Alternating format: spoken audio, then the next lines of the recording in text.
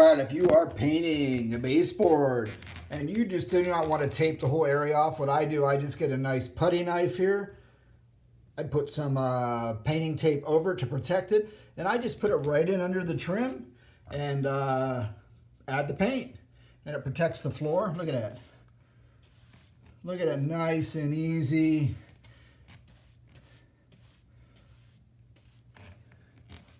Works pretty good. And then I just got to remove the tape, and then I don't have to worry about cleaning up the Husky putty knife from Home Depot. All right, just thought I'd share because it works for me.